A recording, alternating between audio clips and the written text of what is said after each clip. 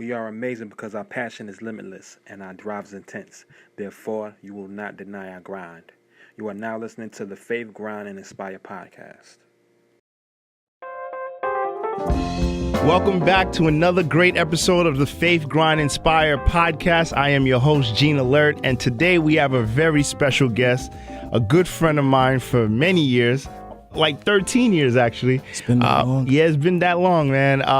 Mr. Henry Ike. We call him Sir Henry. That's right. Right? So, Henry, this podcast is all about entrepreneurship, the mindset of entrepreneurs, and pretty much how we got here, right? That's right. You know, because I wanted to start this podcast to inspire people and to bring people on, to share their stories. That's right. So you're the youngest, most humblest retired landlord, right? So let's start from the beginning, right? Okay. Tell the people where you're from. Okay. Sir H. Ike, the youngest, most humbled retired landlord, future ruler. Very simple, man. Humble beginnings. Born in Africa, Nigeria, to be precise. My family came here because my sister had an illness back in Africa that could not be treated. So we came out here, and we got to America in New York in 1992. There was no blueprint or no handouts as to how to adjust coming from Africa. So my parents had to take on very, very belaboring jobs, cleaning toilet. My mother was working as a home health aide. My dad was doing security, and we had to we ran out of money very quick. Once you exchange those African currencies for dollars, you realize how quick they depreciate. So we were stuck in a 1-bedroom apartment, 500 square feet, all 7 of us, my 5 siblings, and I knew that wasn't for me. You know, so after school, I would come home and figure out a way to change the situation at home, and we just grind, man, grind my way to the top. You know. So now, when you made that decision that said, "This is not for me," right? Now, what was like your first job? Like, what did you do when you made that decision as a young man?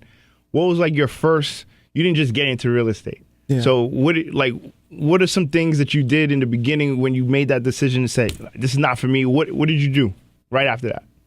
Well, I was young. Mm-hmm. I must have probably been about 14 or 15 years old. Mm-hmm. And at the time, I wasn't legally able to work.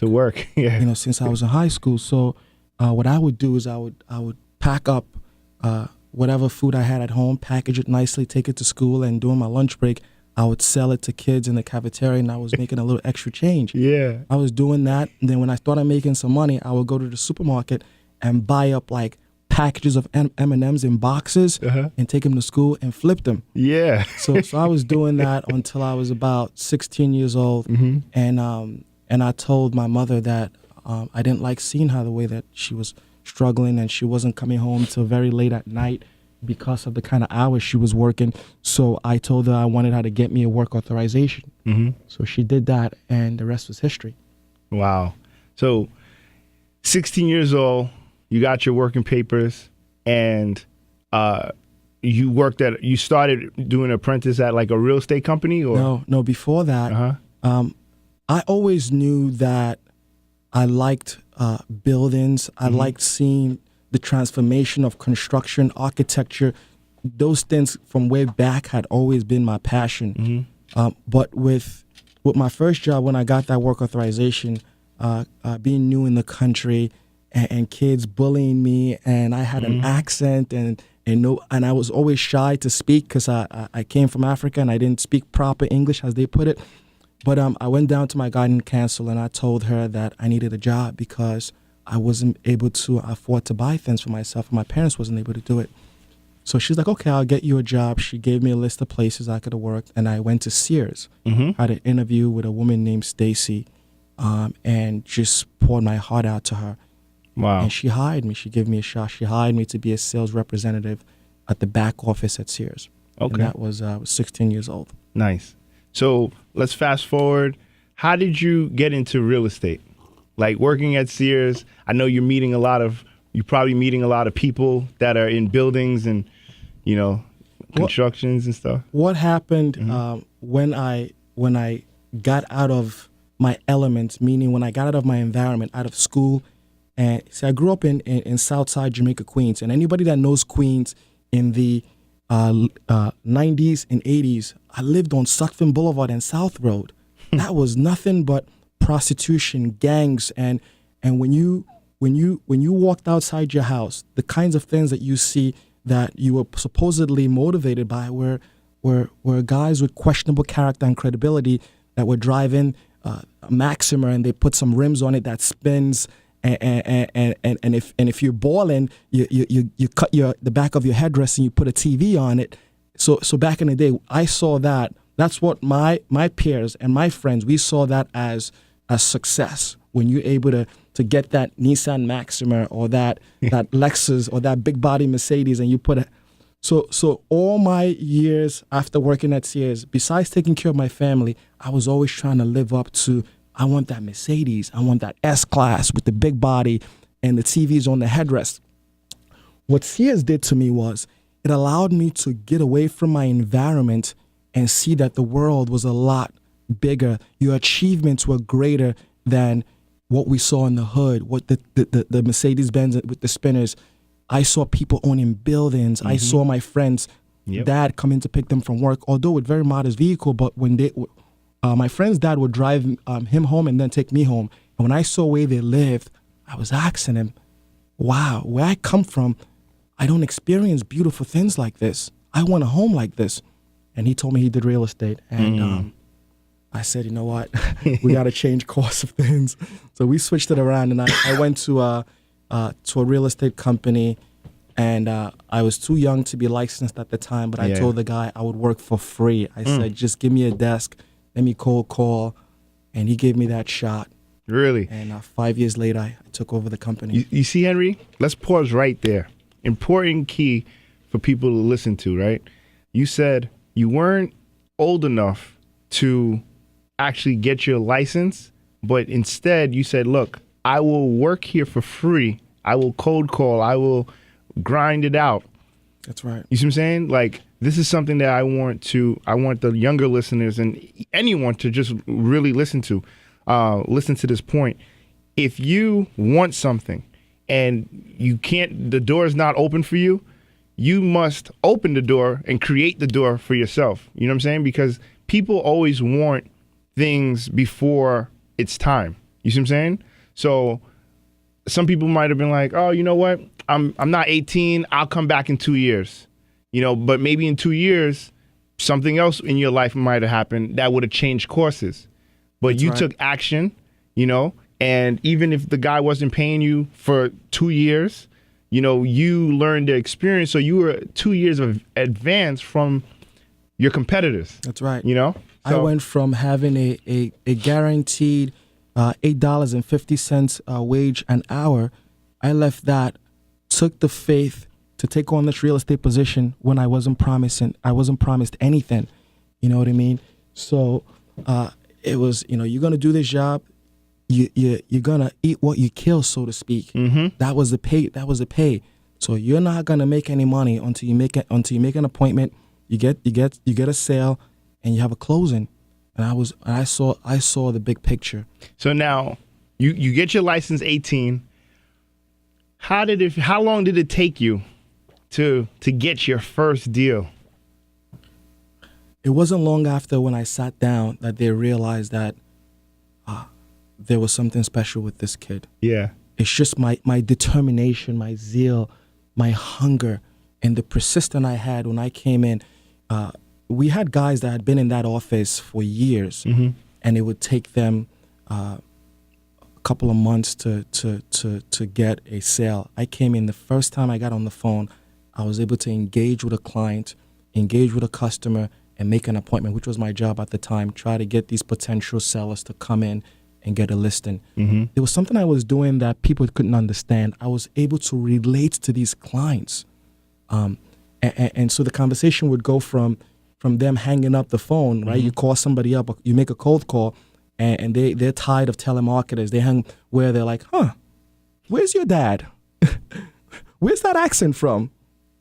Why are you smiling so much? What's the joke? Because I was just so happy and so excited, and I felt so privileged that energy was captivating my clients from wherever they were, you know. So I did really well, and it wasn't very shortly after I got into the office that I started closing deals. I love that. Yeah.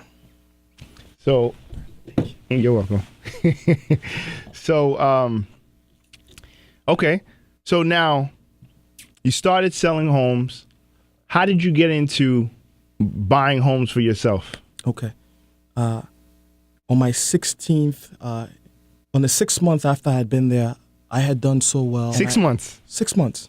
Wow. 6 months. I think in 6 months, I probably brought them over $1 million in business. Wow. Okay. Even though I wasn't paid a dime at that time because they said I wasn't licensed. Oh, so you still like 16 years old? Yeah, I'm still in my, yeah. Oh, wow. Yeah. Okay. And at 17, just before 17, I engaged a homeowner, bought my first house.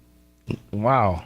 Creative financing. I put no money down. I took a quick claim deed from the homeowner, assumed all the debt on the property, and thankfully, I had friends that were very supportive in getting the property renovated. And by 16, I had bought and sold.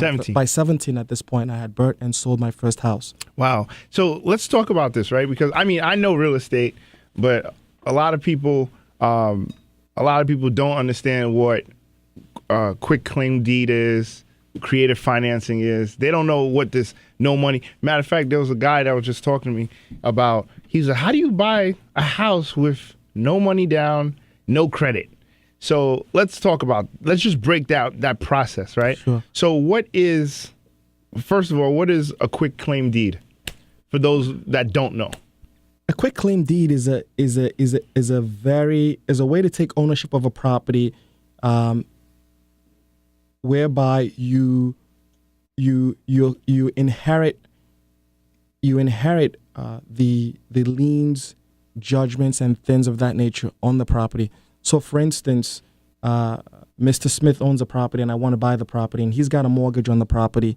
If I didn't want to pay the mortgage, I could basically ask for a quick claim deed from him, which basically has no warranty or guarantees. There's two main types of deed. You got the quick claim deed and you have the deed most people know of, which is a bargain and sale deed. A bargain and sale deed is what gives you all of the rights and protections under the law the safest kind of deed to have. But the quick claim deed is something that you probably don't want to do if you're a rookie because you inherit a lot of title issues.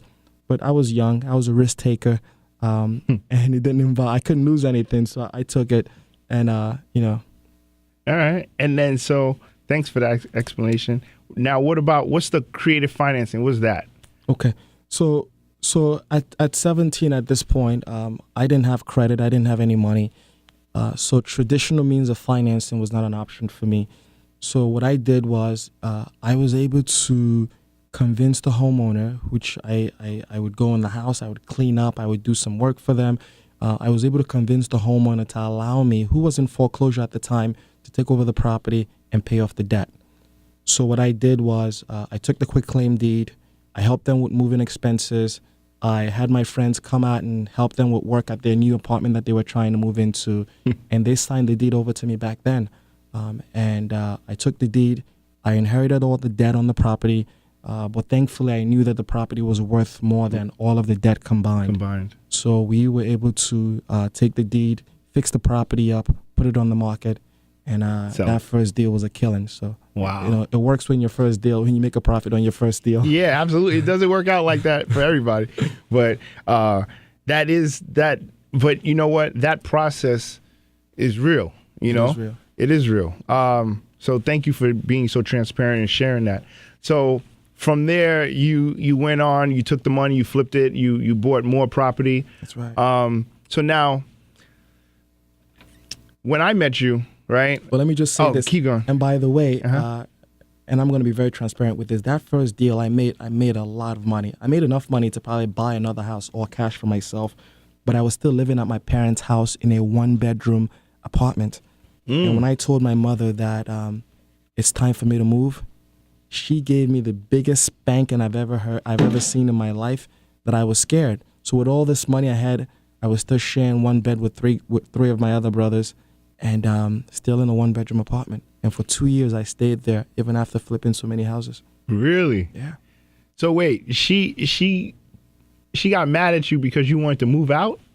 My mother's a very, I mean, I love her to death. She's a Christian woman, very, very conservative. She talked to me. First of all, she opposed the idea of taking on a job that wasn't going to give me a guaranteed salary. She was very upset that I was doing real estate. She said, "Don't do it.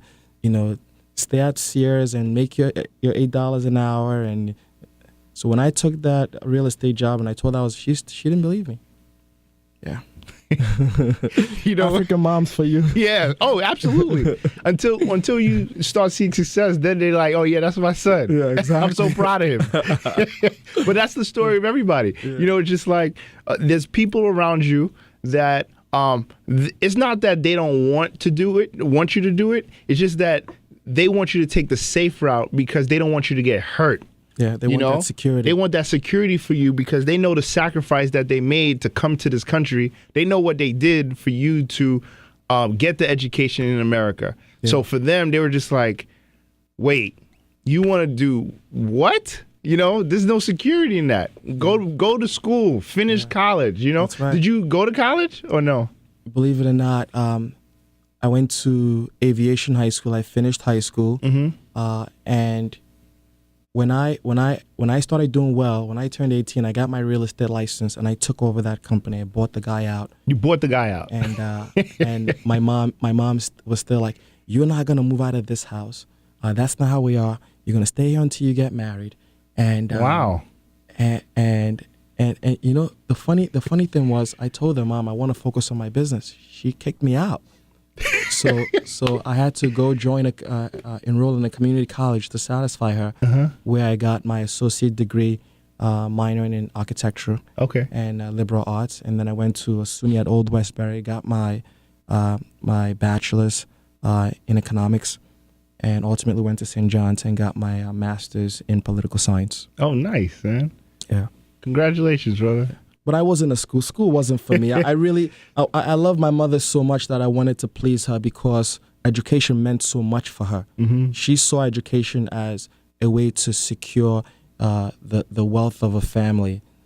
She's like, if you don't go to school, you can't be jack. But that's her views, and that's how she was raised. But my perception's a heck of a lot different from that. Yeah. So you never had after Sears, you never had a job.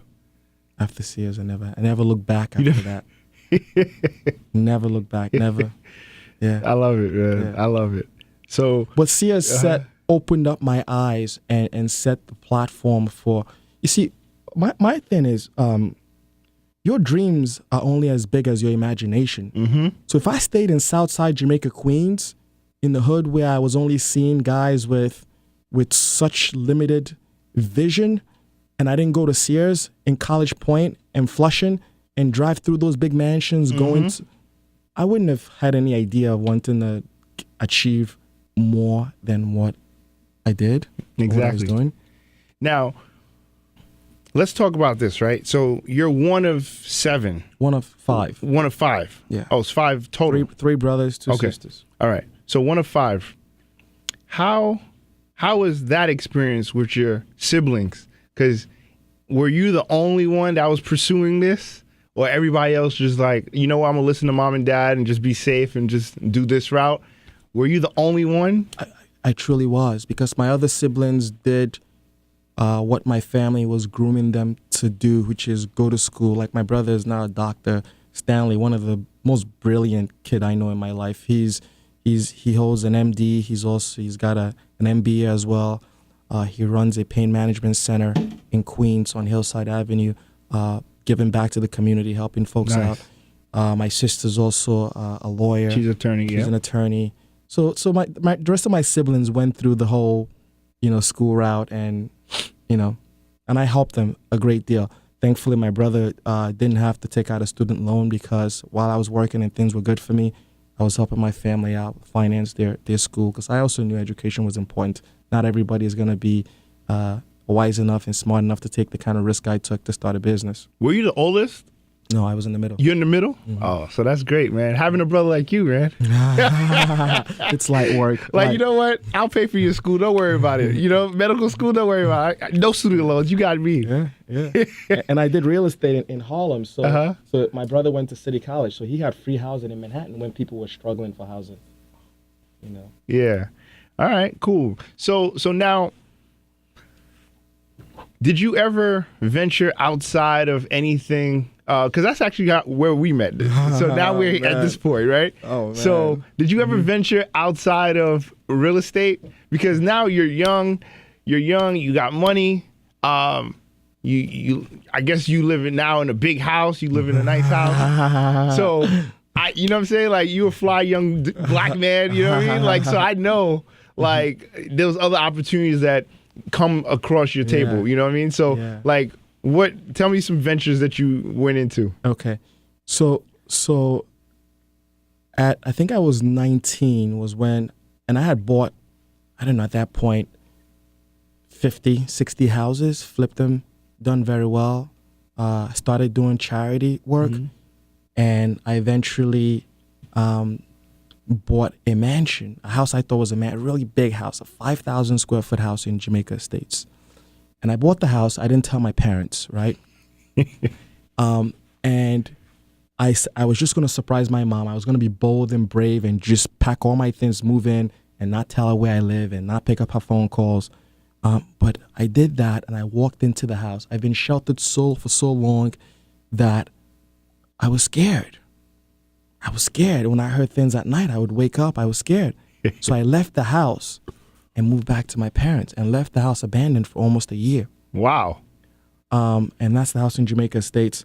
And so anyway, when I grew the courage enough to move into the house, I started listening to folks telling me about, but let me also say this story too. When I finally moved into the house, I was arrested 3 times in my own house. In your own house? In my own house, because the neighbors didn't know. They didn't believe that I owned the house. So the police was called on me 3 times. You know, so that alone was traumatic enough. You know, who's this kid that's got all these luxury cars in the driveway? And at the time, I'm in my late, probably 20, 21. And so I got even more scared to live there, because I'm like, you know, who knows? And I might walk in here, and a neighbor might think I'm an intruder, and I might get shot. And at the time, it was it wasn't a diversified neighborhood at all. I was probably the only African American there. Yeah. You know. Yeah. Besides my uncle. Oh yeah. My uncle is right there. Besides him, and some pockets of and you know, Reverend Run lived over there. That's right. Yeah. That's right. He lives he used to live over there. That's right. But so tell me about the ventures. Yeah. So let's go straight into it, man. Okay, like, let's go straight into entertainment. Okay. All right. So in film, right? So I figured I've conquered real estate. You know, I went in young. I stayed determined. I stayed focused, and there was nothing you could have told me about real estate that I couldn't do. Real estate, finance, and mortgages, I felt I had taken it over. And funny enough, for anybody that knows me for that period of time knows that up until I was probably 21, 22, I did not drink. I did not go to a nightclub. I did not celebrate any birthdays. Hence my last birthday party. Oh yeah, we're gonna get to it. We're gonna get to that. All right. I stayed so focused and so determined in achieving my goals and getting my family out of that 1-bedroom, 500 square foot roach infested apartment, that I made a vow to myself that I'm not gonna pleasure myself in any way until I achieve certain goals that I had written. And one of those goals was to get a big enough house to fit my entire family. So when I got into the house and I'm all settled in, and I've got all the millions of dollars, the nice cars, all of the things I wrote down on my bucket list, except for the car with the TV, I grew out of that. I decided that I wanted to start to venture into other things, films, entertainment. I had a passion for music badly from when I was a kid. However, I didn't ever get a chance to do it because of my situation. So film, writing books, making other investments. The stock market intrigued me, and I opened my doors to hearing ideas and investments. Yeah. And obviously, you know some of the things that came along after that. Yeah. So we so there was a movie they filmed it. It's like a lot of the scenes in your house. That's right. And that's one of my old clients was actually in the movie. And so and it was just, and I remember your energy, and I remember walking into this house, and it was huge, you know? And I was like, what Italian guy owns this house? You know what I mean? And then they're like, nah, let me show you my friend Phil. Shout out to Phil. And His dad's my architect. I love him. Yeah, his dad's the architect. So Phil was like, no, let me introduce you to this guy. Because he said Henry. So I'm thinking, oh, okay. And he shows me this young guy. And I was like, that's him? Yeah. This guy owns that? And then, so I was like, but it was good to see that a person that looked like me owned this house in Jamaica Estates. Because my uncle was older. Yeah. You know what I mean? He's a doctor for many years. He was actually one of the first Haitian black Americans to own property, actually build a house in Jamaica Estates, right? Wow. So I think he was the first. Wow. And so me seeing that was like one thing, but that's like my dad's age, you know? Yeah. You're like my age. Yeah. You know? So I'm just like, okay. So I was impressed. So now growing up, I've always been that guy. I'm a go-getter too. You know, I started young in real estate. So it's not like I don't have any money, you know? So I have success too. But the thing is, seeing you, my thing was like not envious. It was more of like, yo, show me, let me work with you. Let me see what you're doing. But then when you know, they were doing the entertainment thing, the film, I was like, I don't want to do film.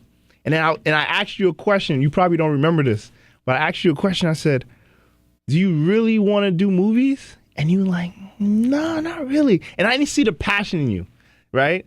Now I see the Instagram and what you're doing with real estate and how you're empowering people's lives. Yeah. Like I see the passion in you. I see when you talk about young self-made entertainment, like I see the passion in you. Like when you're doing the music videos and stuff, I see the passion. Yeah. But that day when they were in your house, in your space, and they were filming, and you were just sitting in your office, man, and you sort of looked sad. You did. I was sad. And then you were just like, I don't really want to do this. You know, so tell me about that feeling. Like of and just make it general where it's like you can tell me about your feeling, but like when people go into something that they really don't want to do, right? Because people go to 9 to 5s every day that they really don't want to do, but they're forced into it, or their families put them in it, and they not happy. You know, you're fortunate that you're able to just break off and do what it is, and you had the means to do it. Yeah. You know. But all right, so go ahead. See, for many years, I had stayed very, very tunnel vision on my goals and my dreams. Not having too many friends. The only people I associated with were people that I was conducting some kind of business with, or working with, or making some kind of charitable donations with, and kept contact with them. So when I did that film, initially, it was a way to help a young producer, director that was coming up, and I felt that my finances and my knowledge would open doors for him, and perhaps even for myself. But I realized very quickly that I wasn't ready for the kind of exposure I was getting. You know, here's me, been on my own, doing this one thing. Nobody knew about me. You know, I'm hiding out here, and go from that to opening up my home to people. I think at some point we had like 100 people. 100 people, yeah. At the house. It was crazy. This movie, and I didn't know any of them. So I was like, wow, what am I sure about what I got myself into here? And but I always knew in the back of my mind that was gonna give me the experience I needed to go into entertainment in the future. Yeah. Yeah. And you know, and I saw it, man. I saw it because I study people. So I was looking, and I remember clearly, vivid, and we had these conversations. Yeah. And you were telling, because while everybody was just like, yo, yo. And I was like, how do you feel, man? Like, all these people in your house, like, you don't know any of them, Yeah. you know? Like, how did this make you feel? Like, and you were just like, yo, bro, I don't like this, man. But you were like, thank you for asking me, you know, because no one's asking me how I feel. No one gave a shit about me, excuse my French. Yeah. In fact, my house was trashed. I lost a lot of valuable things. People stole? People stole from me, damaged I had a $50,000 chandelier that I had to replace. But I'm not complaining about all those things because a lot of opportunities came along too. And there's a guy I met as a result of that film, a guy named Q, God rest his soul, one of the founders of World Star. And he gave me an opportunity for $100,000 to buy a sizable percentage of World Star. Really? And because I was so distracted, I turned it down. Wow. And I was looking at World Star now and the evaluation. Had I made that investment, I would have been a very rich man by now. Oh, well, yeah. I mean, I don't know, but... But yeah, it's like one of those like Netflix type of stories, you know? Yeah, World Star definitely, yeah, rest in peace, Q. You know, my cousin works very closely, Picture Perfect. He does like videos and stuff. He did Cardi B's video, Bodak Yellow. Okay. Yeah, he shoots a lot. But anyway, so from that time, you know, I would see you in the city networking, but really trying, you know, you were like, it seemed like you were trying to dabble and see like it was like you were bored with real estate a little. Yeah. It seemed like it. It wasn't challenging. It wasn't challenging. I felt like I had, the right word to use, but I felt that I had conquered it. Yeah, which was one of my biggest mistakes. I left it alone. I'm the kind of guy where I get bored quickly. If I'm not being challenged, I start looking for other ventures. Mm-hmm. And this was young. This is still in your 20s, right? Yeah. Yeah. Early mid 20s. Yeah. And so now, after how long? Well, after like, what triggered you to come back? Oh, all right. Was it your son? Was it like? So that after that, what that movie did to me was, which is also, it might be a good thing, maybe a bad thing. It opened me up to a lot of bad things, like going to clubs, because some of the guys there, they were promoters. Mm-hmm. They had access to events. So I started going out to clubs. I started drinking. I never drank. Yeah. I started seeing drugs. Not how I saw it in South Jamaica, but I saw it in a manner where people were consuming it back then. When they were selling drugs, it. They were selling it, right? And I started going out to Manhattan a lot and started making lavish investments in the city. Big mistake. I bought an apartment on Wall Street just because I didn't want to stay in a hotel and I didn't want to drive back to my house in Queens. I'm like, you know what? Just bought a nice place right on Wall Street. You still have it? I sold it. Oh, you sold it? And I took a beating. Oh, wow. Just as bad of a beating I took in investing in that film, I took just as bad of a beating buying this apartment. So at this time, it was nice though, bro. Like, it was nice. I enjoy. I remember the fight party there. Yeah, I had a lot of fun. I'm not gonna take it away. I had a lot of fun there. A lot of memories there. I might have made a baby there. I don't know. But you know, the funny thing was, when I started getting exposed to these guys that I met at the film, I got reckless. Mm-hmm. And that recklessness is what got me in a lot of trouble. Associated myself with guys with questionable character. I got arrested.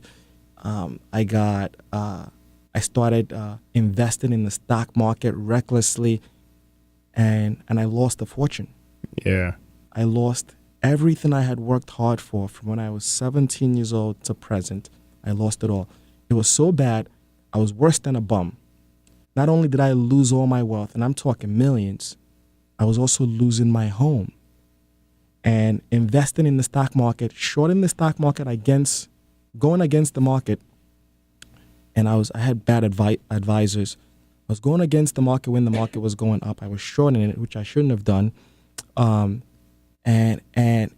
being the kind of reckless investor and stubborn person that I am, I said, I'm gonna get the stock market back. I'm gonna keep putting in money until I make all my money back and some.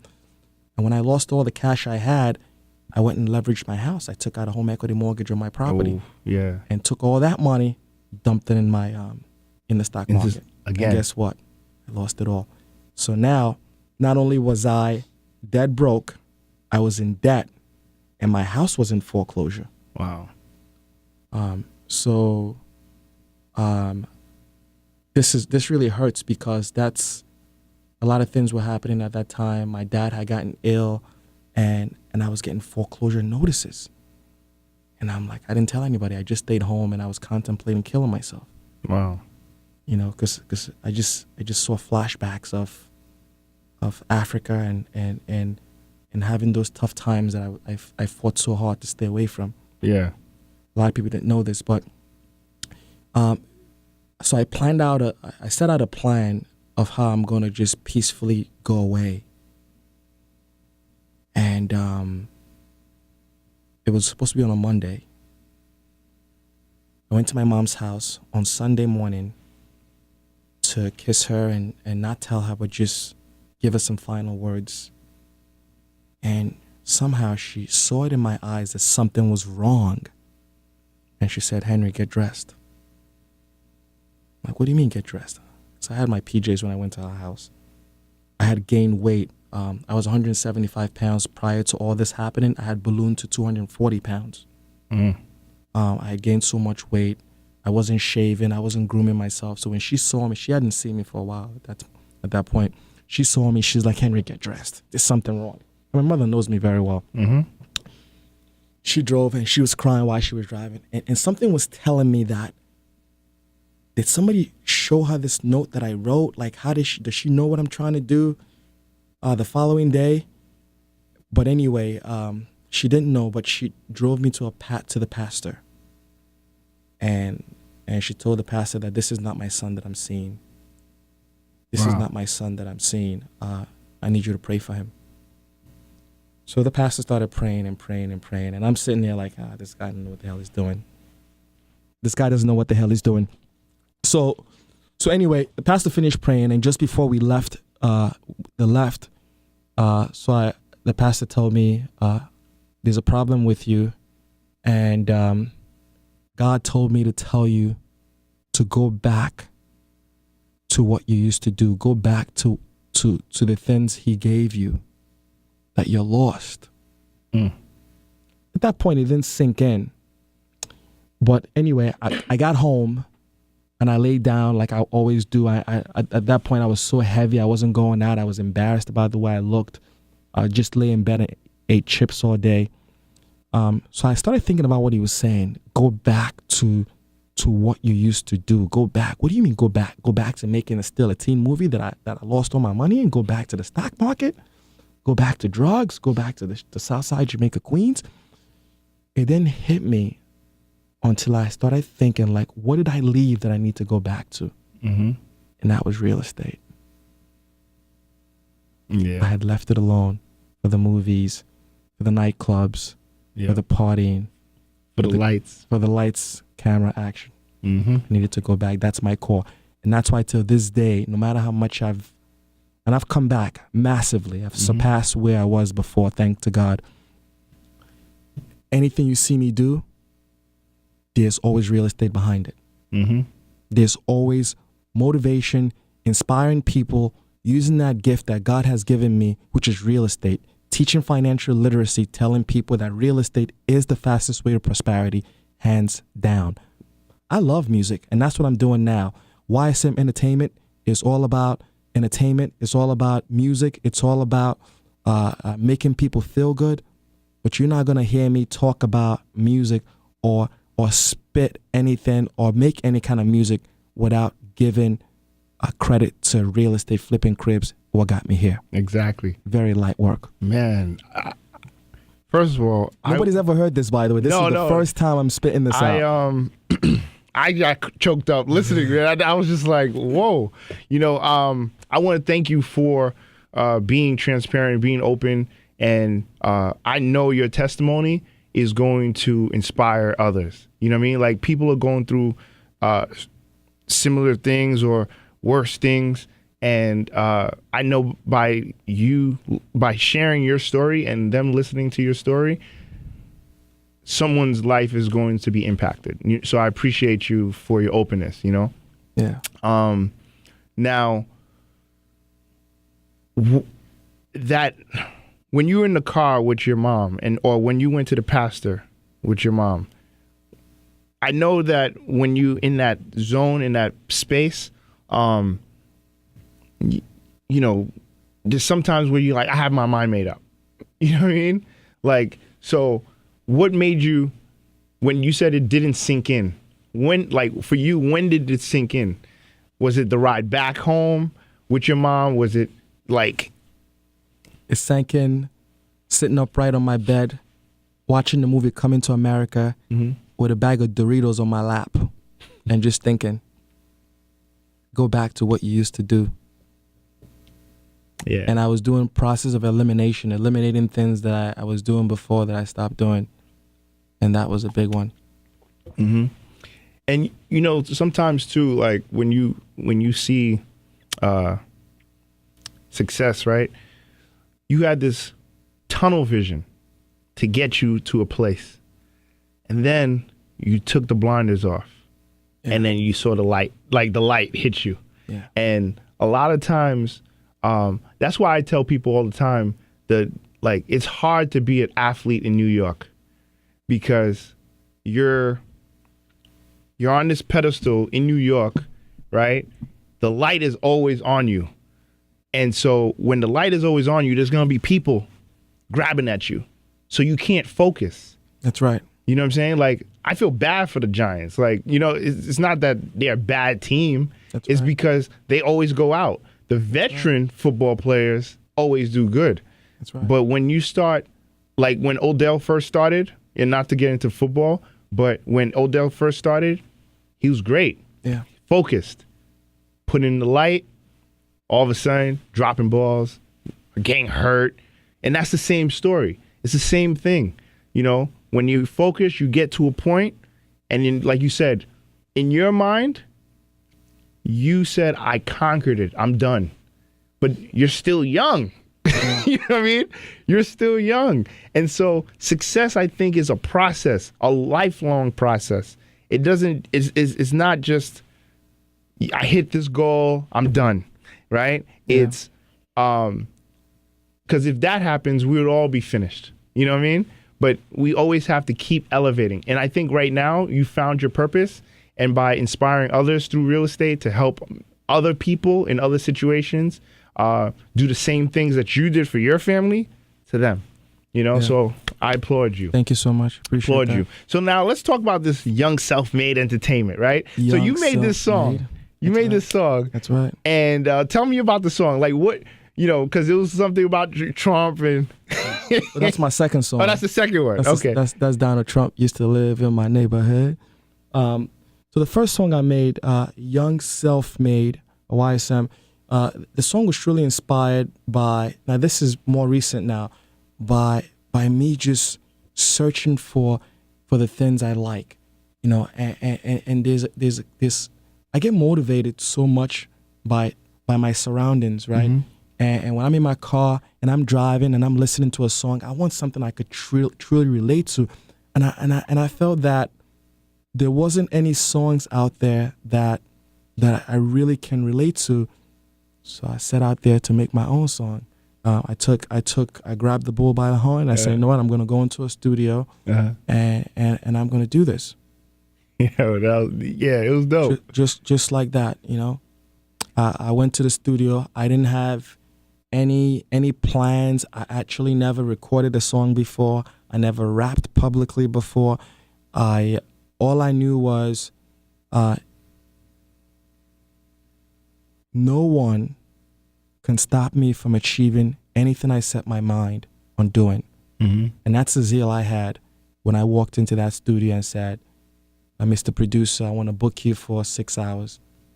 And I want to rap about and sing about some of the things that I'm passionate about and I know my friends are passionate about. Young, self-made, flipping cribs, never wait, you know. And that's how that song came out. I love it, man. And so, now let's talk about you know what? Let's go into the empowering what you're doing on social media, right? So you started doing these courses, and I loved what you were doing in regards to actually, because a lot of times when you see people talk about real estate online, it's just like, buy my course. You are actually teaching people on those videos, you know? What inspired you to do that? So after I came back and I went back to real estate, there was always a part of me that wasn't complete unless I gave back. I made charitable contributions to people in my community, people that do things to help me, whether it be they buy a home from me so I employ a lot of people. So my Instagram was, and I was never big on social media, but when I got on Instagram and realized how much people I could touch and I could move, oh, it was a wrap. I was excited. I'm like, wow, I don't have to now go out and find an audience. I can use this platform to teach financial literacy, to teach people how to build wealth using real estate. And I've always I was always big on your dreams are only as big as your imagination, but you need to imagine it, and you need to imagine it from people that you can that are relatable to you. So, and I felt that I'm like that. I'm like a common guy. I'm like your regular everyday guy that you see on the street that worked hard. And I felt that if people got a chance to hear me or see me, they can relate to me more than they could with some kid that's, on a platform or, speaking about real estate. Yeah, no, I applaud you for that, man, because, like I said, a lot of people just like, oh yeah, I'm a millionaire off of real estate. I'm like, okay, show people how to do it. You know what I mean? It's easy. So I teach credit. I teach financial literacy to people in the inner city. I teach entrepreneurship to kids in the schools. I would love for you to come down. I'm in 6 schools right now. I would love for you to come speak, because when these kids actually see someone that looks like them, because in their minds, they think only thing that they could do to get out the hood is either play basketball or rap or sing or dance. Like that's it. It's sports, entertainment, that's it. So for them, and they walk by the buildings, they've never seen the mansions. Some kids I would take to Sands Point, one of the richest places in Long Island. That's right. You know what I mean? And so I would say, look, I'm going to take you to a place where if you really have no business going there, there's no stores, there's no gas stations, there's no street lights, there's only one way in and one way out, Yeah.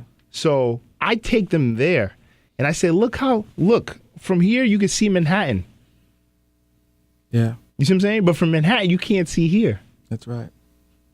That's right. You know what I'm saying? So now when you open their eyes to this and you expose them to people like you, to people like myself, their worlds change. You know what I'm saying? So that's why I applaud what you're doing, man. And you're also, it's cool, man. When I see your post, man, I really get excited. I always text you like, yo, man, keep going, bro, because it's interesting, because I've never seen you and I've never known you to stunt, right? Like you're like, you don't flex on people. Yeah. You're really low key, for years. Yeah. And then all of a sudden, like, I seen you working out, showing off your body. Yeah, I seen you like, yo, we're going on a private jet. Your birthday just came. Your birthday just came. You like, yo, I'm gonna fly out a couple friends. We're gonna do on a yacht. On a yacht. So tell me about that. Like, why the sudden change? Like, what made you? Because now I think there's a balance for you. So it's not it's controlled. You're controlling it. Yeah. You know, the difference between last time and this time is that last time I think you went into light not knowing. Yeah. This time I think you're in the light and you're controlling it because you're controlling your narrative. Yeah. The key word you just said is control, and knowing that you have the power to turn it off and on, and you never let it get beyond where it should get. And let me roast you a little bit because, like I said earlier, we have the tendency to be inspired and motivated by the things that are around us. So you, Mr. Gene, wrote a book, and that was something I always wanted to do. And when I saw you do it, I was wowed by the fact that you did that. And Thank you. and I've never been one to sit down, and I know how daunting. I've written one, so I know how daunting it is to write a book. And I tried once I saw you do it. I said, you know, if Gene could do it, I could do it too. I sat down, I started writing. After page 3, my hands started hurting. I couldn't do it no more. And I called you. Yeah. And I sent you a text. You might not remember this. I said, Gene, I need your help. I'm trying to write a book. Show me the way. And Gene ignored me. He did not respond. He treated me very ill. And but it's all good because we ultimately completed the book. Well, I say this not to really roast Gene, but even though I did a little bit, but Yeah, I say this. But I remember I gave you, I know why I did that. I said, yo, whenever you're ready, I said, what you have to do is you have to write. Yeah. I can't write the book for you. You wanted me to write the book for you. I said, no, man. So I say this to say that you have to put yourself in positions where your mind can grow and can envision things that are bigger than your current imagination. You see, you can only dream as big as your imagination. So if you're not in a point where you're seeing people do things that are attainable, you're not going to grow. So when I saw Gene do a book, and I always wanted to do a book, it gave me the motivation to write the book. Had I not seen him write this, my first book, Rising Above, would not have been written, believe it or not. And quite frankly, there's millions of, you could say easily, there are millions of books out there. Why didn't those books motivate you? Well, they didn't, because they were not written by somebody that I could relate to. They were not touchable. So when you see me on Instagram and you see me on a private jet, you see the Rolls Royce Phantom, you see the yachts on the party, you see me building affordable housing, you see all of these, and you see the music, you see my passion, all of these things that I do. I'm hoping somebody somewhere is relating to me and is saying, just how I said, if Gene could do this, I could do it. Even though when I called him, he didn't respond to me. He ignored me. But the fact that he did it, I could do it too. Well, I'm glad that my ignoring you inspired you to finish, man. Because now I'm gonna say something. There's a couple times, because now you want to throw shots. I'm gonna throw shots. That's right. You ready? I'm ready. Yo, I came to your office and I said, yo, I'm ready. Let's do this real estate thing, because I'm bored and I want to I came to your office in Jamaica. And I said, payback's a bitch. Yeah, you did. So we're even. And I came to your office a few times, man. And I was like, yo, man, let's work. And so I was like, all right. So that's so we're good now. Yeah. But man, I'm proud of you, man. Like I just see that all the stuff that you've done, man, and it's just an accomplishment, bro. And you know what's so funny about the whole not calling back thing or ignoring? I had this conversation last night with someone who wants to start a podcast, right? Yeah. And I said to them, I got inspired from the podcast from your show. And I wanted to have a segment on your show. And I guess things were going on with their show, so they couldn't put me on. Yeah. Then I called another person that had a show, and I said, I want a segment on your show. And they laughed at me. Now I have my own show at Madison Square Garden. Wow. With 30,000 people listening every month. You know what I mean? Like, so it's just like, sometimes when things don't go the direction, God has a plan. That's right. You know what I mean? It might have been because at the time when you were hitting me up, I didn't have a publishing company. Okay. I was looking at it like I can't help him. You know what I mean? Like, That's right. you know, but in your mind, you're like, Gene can't help me because you already completed it. That's right. And I think that's a good lesson.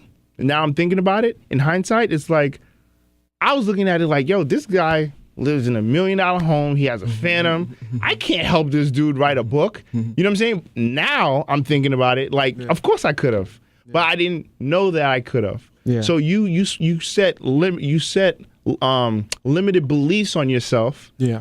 And hold you back from opportunities. Yeah. I wasn't ready at that time because I didn't have a publishing company. Now I do, called Citadel. Yeah. So now we help people write books all the time. Yeah. But at that point, when you hit me up, I wasn't ready. I was trying to push my book. Now my book is required to read in 18 schools. Oh, wow. I created that one book. When you first saw me write it, it was 2012. Right. I was a kid. And I was starting Brooklyn Swirl. So I was just, like, it was super busy. Yeah. Right? I turned that into a scholarship. I sent 37 kids to college from that book. Wow.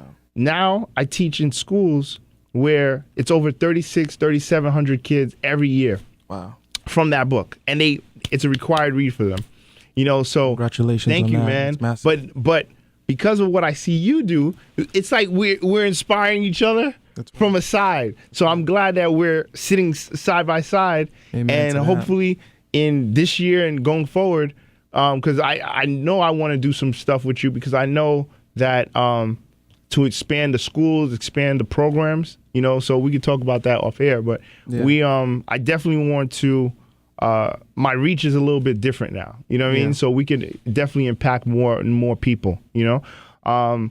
Anything else that you want to add about mindset to help people get out of the way of where they are currently? Yeah, I think it's important to listen to your mind, to go with your guts. It somehow knows what's right for you. And I think we're too hung up on societal expectations.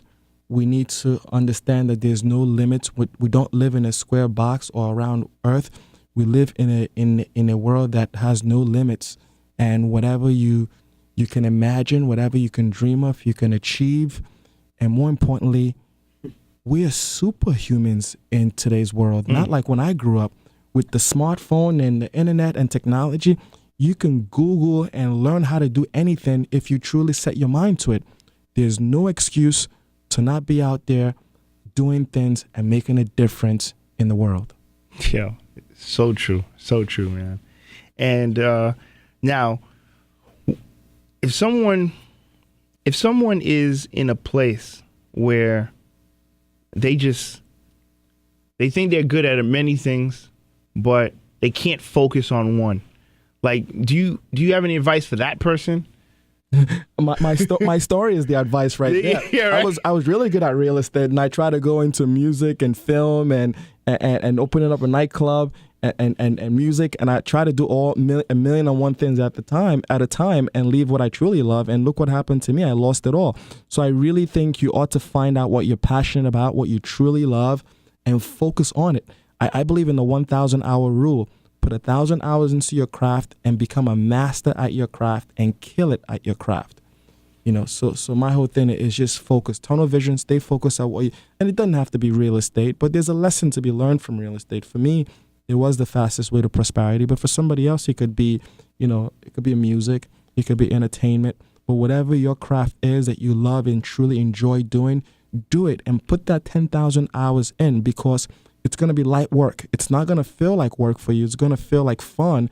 And so you can spend more time doing it and you can perfect it. Mm-hmm. And it's okay to fail along the way. You know, we all do. But once you hit perfection, it's going to be sweet. If you could do it all over again, would you do anything different? If I could do it all over again, I would have. And I always say this to people. Had I, and that's why I made my second song, Donald Trump, had I stayed in real estate and stayed focused and not did the film and not gotten distracted, I would have surpassed Donald Trump. As in having, owning cities or having properties, my name on skyline and skyscrapers all over the country and all over major cities globally. That was my vision, but I got sidetracked. But now my focus isn't really all about that. It's about really being happy, making charitable contribution, inspiring and motivating people. These are the things that bring me great joy. So this is your why now. Yeah. Yeah. It is. So your why is with growth. So now, is there anybody that like you would consider like your mentor in real estate, or your mentor, or people like you look up to? Like people are gonna hate me for this. But Trump, sadly, very, very awful president. I disagree with his political views, and I'm not a very political person. But growing up, as a matter of fact, I have a company that's 12 years old named Trump Presidential. Never knew Trump was gonna be president, but I launched this company because I had aspired to follow his footsteps in building and painting the city with my name on it. Wow. So now, do you have any, do you own a real estate company as far as like salespeople, or is just development? So part of what I'm doing now is basically inspiring young people that are coming up, partnering up with them to guide them in opening up real estate companies all around the country. We have one here in New York. I just finished one with Eric, a young guy who really hard working, determined. We just opened up another office in Miami, Florida. We're going to Dallas. We're doing the same thing. So just helping folks out, set up these real estate operations. You need to do one in Brooklyn, man. Sure. So they work for the real estate company, or why? Michael, this young man here, if we were alive on Instagram, everybody knows him. I made him famous on my Instagram because I was doing a contest on Instagram. Oh, the contest. You're the winner? He's the winner. Okay. Michael won a lifetime mentorship with me, and he fought ferociously to win. You tagged me in a post, man. Yeah, because I was like, yo, I vote for you, and then you tagged me in something like, yo, it was a while ago, but that's cool, man. Yeah, you were tagging a lot of people. That's cool. Michael's the kid. He's what was the contest again? Like, what did they have to do? I forgot. Okay, so I was gonna randomly select one individual that would win a copy of an autographed copy of my book, a lifelong mentorship, and what else? Mentorship, a trip to the city, fine dining, the penthouse, just pampered them.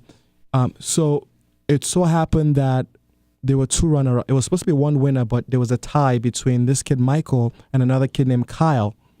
So I asked on Instagram, how should we figure out who the winner is? And somebody said, do a poll. So I made a poll on my page.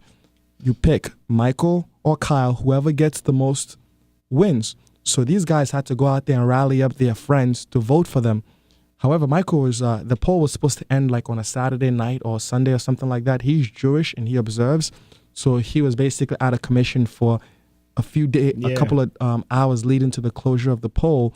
So the other kid, Kyle, had just basically annihilated him because the other kid was up and telling people to vote for him, and people were tagging and voting for him. And then Michael woke up and had literally an hour before the poll closed, and I had so much respect for him, what he did. He literally ran and got people to, click him, and he won by... It was a tie initially, and then we did it again, and he took it. Wow. So yeah, that's what's up. So he's going to be a millionaire. He's going to be the young self-made youngest landlord coming up. Yeah, that's what's up, man. Congrats. And what about you? Let him speak. She's a good friend. She's like my right hand. Okay. She rolls with me.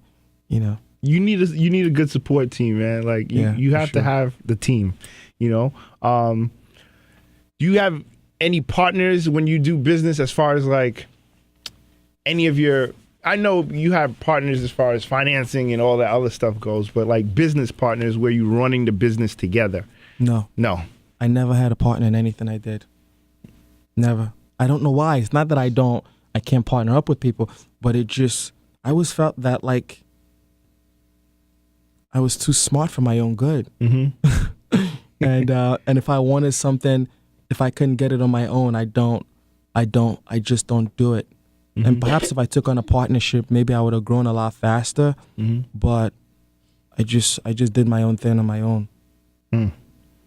And so, what's the goals? Like where do you see Young Self-Made in like 10 years? Like, where do you I'm retired now, so everything I do is really for the purpose of inspiring, for motivation, and things that I'm truly happy about, so it doesn't feel like work.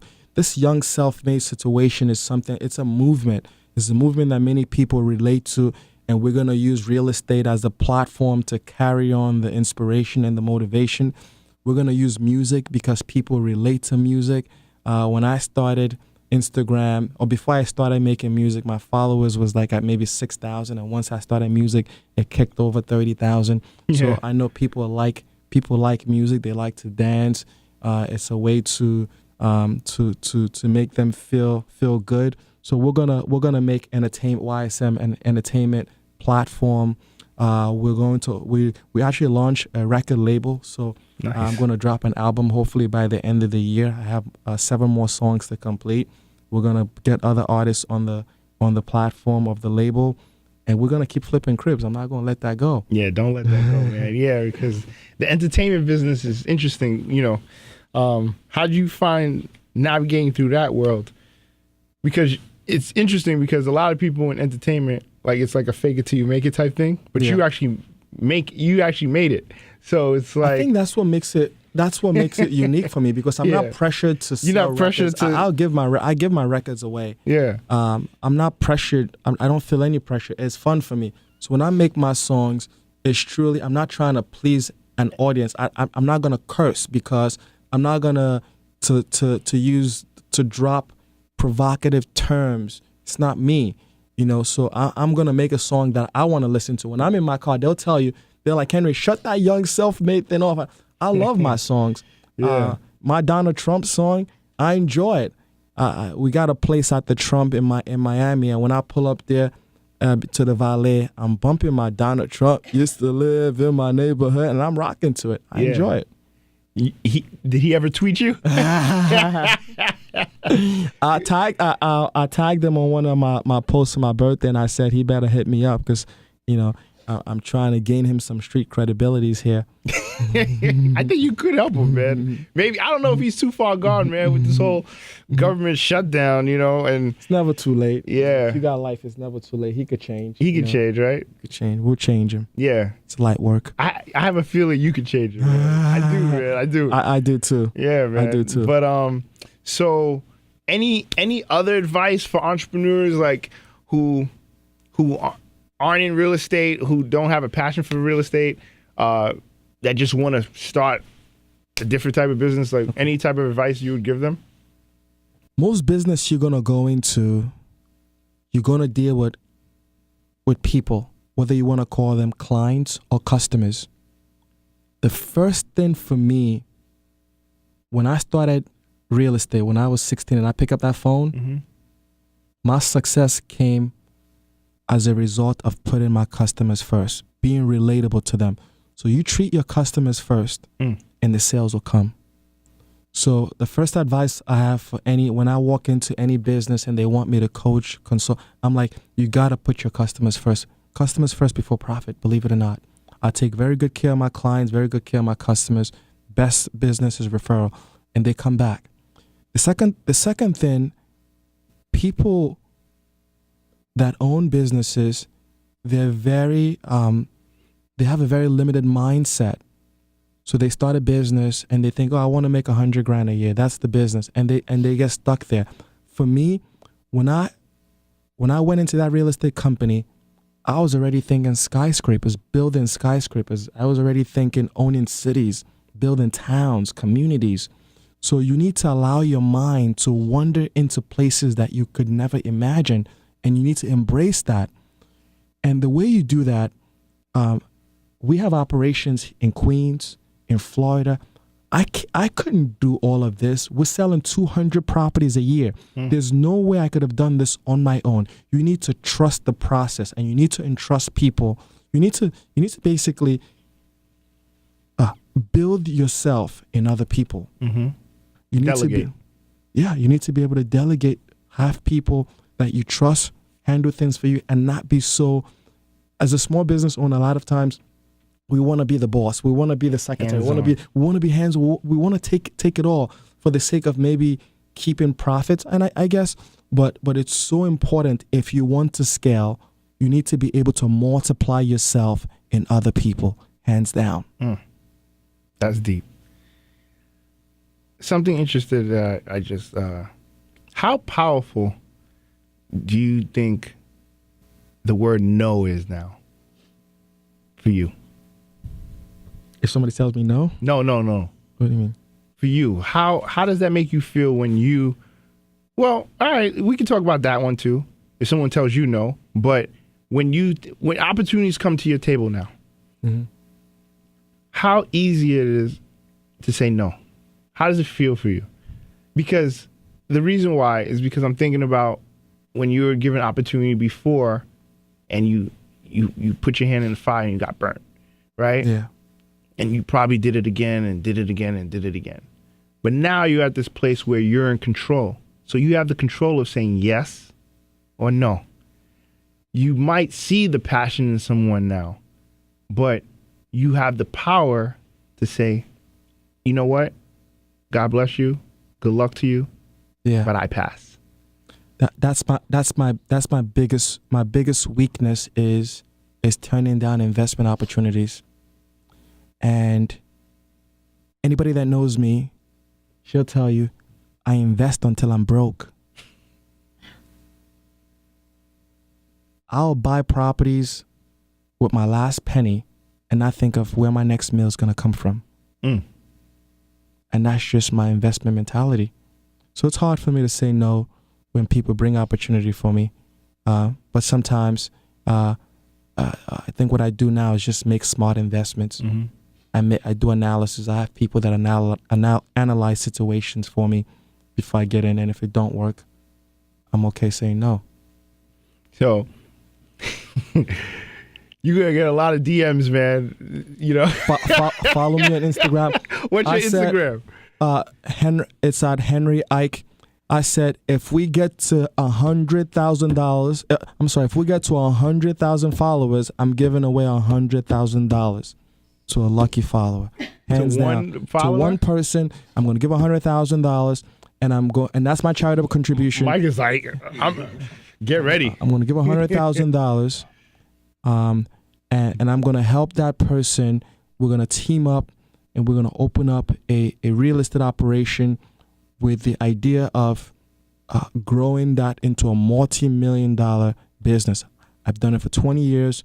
I'm doing it in Florida. I've done it in New York. I can do it anywhere. The model is the same. Yo. It's light work. Light work. Very easy situation. You got to love it. Yeah. Do you put money in like crowdfunding? Because there's this real estate crowdfunding thing going around. Would you put money in that? I stay in my lane. Stay in your lane, right? Stay in my lane. I pick up properties. I use my own funds, and when I make investments, I use my own money. There are times that I would drift into lending, but I'm so good at that we have ways. My Instagram is not popping a little bit. Keep following me, man. Let's get to 100,000 followers by the end of this year. Yeah. So it's at Henry Ike. We do a lot of great things. And if you want to be inspired, you want to see somebody like you that is making moves that you could truly relate to, you follow me on Instagram. You'll see me on private jets. I'm doing things that Bill Gates wouldn't do, just so that you can know that if you dream it, you believe it, it's in fact possible. Yo. Light work. Man, Henry, Thank you so much, brother. Thank you so much, man. Like, It's a pleasure. I know there's going to be a lot of value added. A lot of people are going to be inspired by your message, by your story, by your openness, your candor, We're just getting started. And I feel it. I feel it. Like, I just like the glow around you, man. You know what I mean? Like, when you ever watched The Matrix? Yeah. So, when he figured out, like, he was the guy, Yeah. he was it. Yeah. When he really believed, he started dodging the bullets and, like, moving certain ways and started fighting. Yeah. That's where I think you are.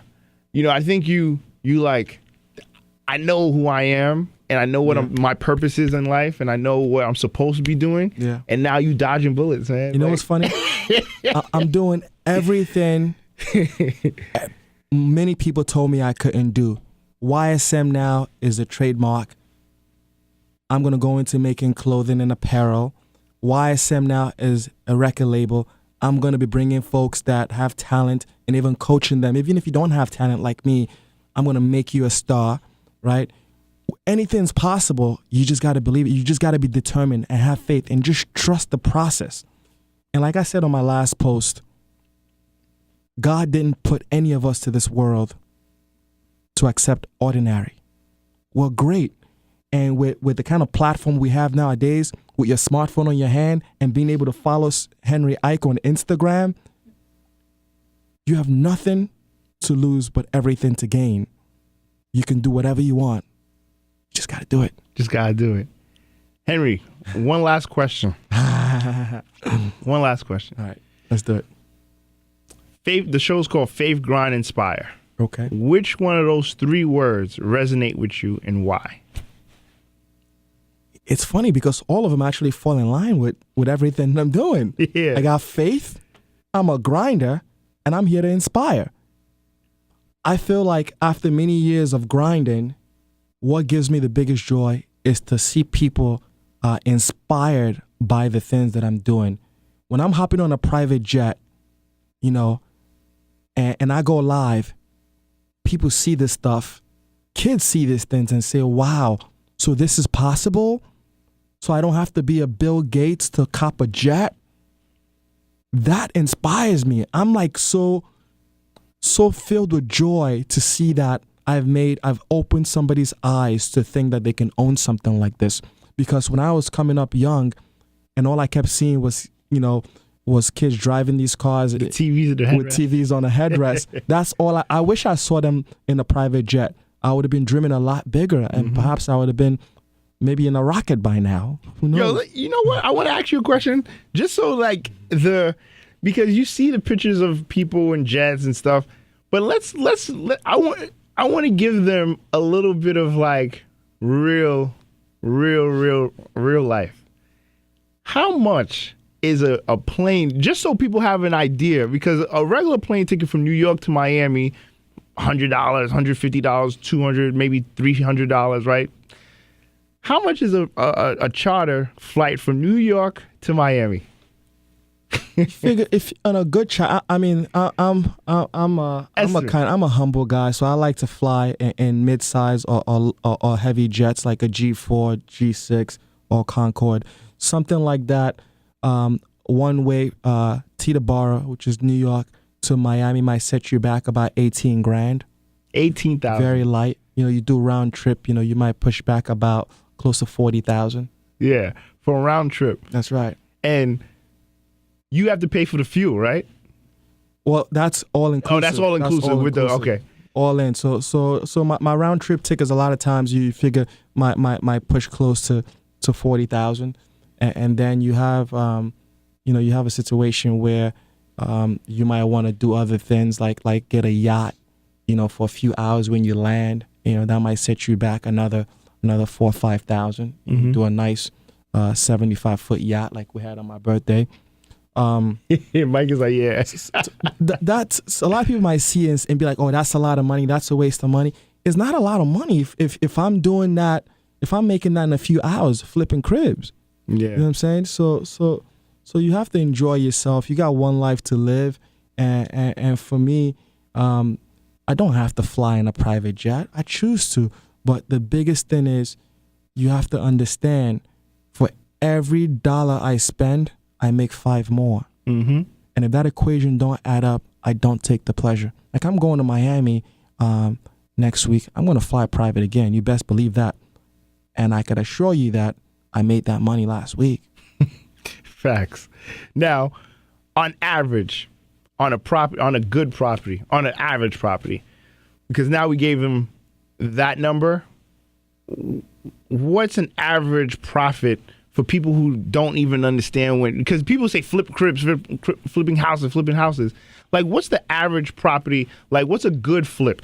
Like, for take home, what's your net? You know?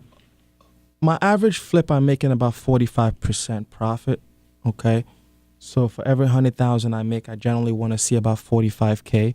The market is getting very competitive now, where you have to be very creative to see those kinds of numbers. But having guys like Patrick Hammond, a very good architect, my YSM construction team, we're able to create value when there isn't value. And this is the determination that I speak of. We're able to take a property that we could have otherwise sold for, let's say, 500,000, extend the property, add certain things to the property, like maybe a dormer or a deck, or consulting with appraisers to find out what would really give it that extra value, to put that value in so we can niche out our 45% and we can sustain our lifestyle. I love that. See, this is the real value that people need to understand, because it's not just seeing it, because if they can't see it, they can't achieve it. That's right. So thank you, Henry. Thank you so much. Thank you so much for coming on, man. Guys, you could catch him on IG. He's very active. He responds to everybody. He takes his time. You better catch me now before I get too famous. Yeah, for real. Catch him now. Let's partner up. Yeah, catch him now. And, you know, I appreciate our friendship for many years. For sure. And Gene's a brother, man. You know, I've been knowing this guy for over a decade. Facts, man. And, you know, let's continue to grow. For sure. And continue these circles. You know, for sure. They say your 5 friends, if you're the smartest person in your group, you need to switch groups. That's you know? right. That's right. So I've been just fortunate enough that, you know, everybody that for the last, say, 40 episodes, you see my circle. You see the people that I'm inspiring, and you see my team and people. So I just want you guys to evaluate and see what's going on, and keep growing. You know what I'm saying? Like, make your lifestyle right now isn't going to be your lifestyle later if you dream big. So I hope Henry's story inspired you, and let's continue to grow. Thank you to our podcast listeners on YouTube, on Spotify, on Stitcher, on OG Podcast Network. And I want to thank all our listeners. I want to thank our producers, Tim, Jamie, Brianna. Thank you, Mike. Thank you guys for coming on. Thank you again, Henry, man. Thank you so much. All right. The pleasure is mine. Thank you so much, Gene. Catch us next Wednesday. No, absolutely, man. Catch us next Wednesday. We do it every Wednesday. OG Podcast Network. Faith, Grind, Inspire. Peace.